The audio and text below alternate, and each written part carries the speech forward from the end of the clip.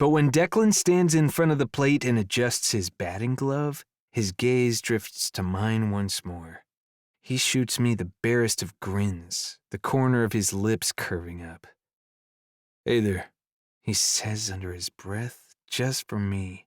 I don't even think the umpire can hear him. He says it with a hint of a smile and a trace of memory. It's as if we're back in the corridor of the spring training complex, as if we're meeting for the first time, as if we would start over in just this way. Eyes would lock, the world would go still, and we'd know that this was just the beginning. We'd meet after the game, someplace in New York, and grab a bite to eat, something to drink. We'd flirt, talk, and tease. He'd invite me over. I'd say yes. We'd blot out the world all night long. Later, we'd tell the story of how we met one day at the plate during a Cougars-Comets game. I was catching, he was hitting, and the rest is history. In a span of 3 seconds, I've rewritten our love story. I've got to stop this. His gaze drifts to the floor-to-ceiling windows, and he points at the view of the New York night. "Is that the East River?" I smile and nod. "Yes, it is. How many times have you been in New York?" With that grin that drove me wild in March, he holds up 2 fingers. "Second time here." "That's so. The series the other month was your first?" He wiggles a brow. "I was a New York virgin in September."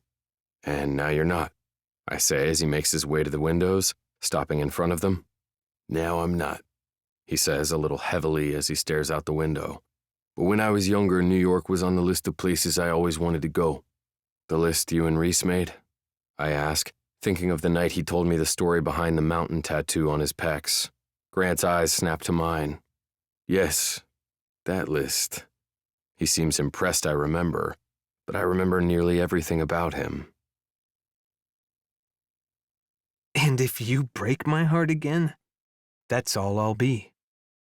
"What do you mean, that's all you'll be?" Declan asks. I stab my finger against my sternum. "You've been playing baseball for 5 years. I've got 1 year. One amazing year, but that's it. I have to prove I'm not a fluke, that I'm not a flash in the pan. I have to play harder next year, put up better stats. And you will," he says emphatically. That's the issue, though, the flashing red warning light. But if I'm with you, I don't know that I can. Want to know why? I ask, laying my big fat feelings for him on the line. "I do, I really do."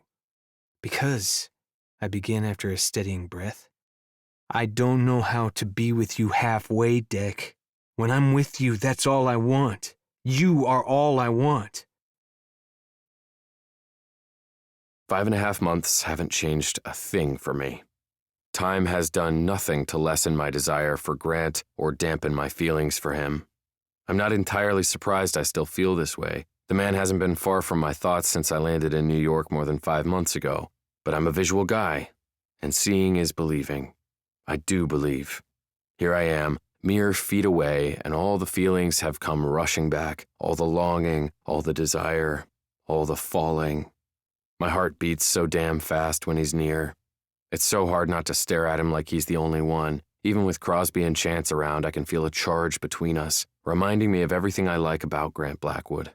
He's funny, outgoing, gutsy, and he cares. He cares deeply for people. I need to get a minute alone with him,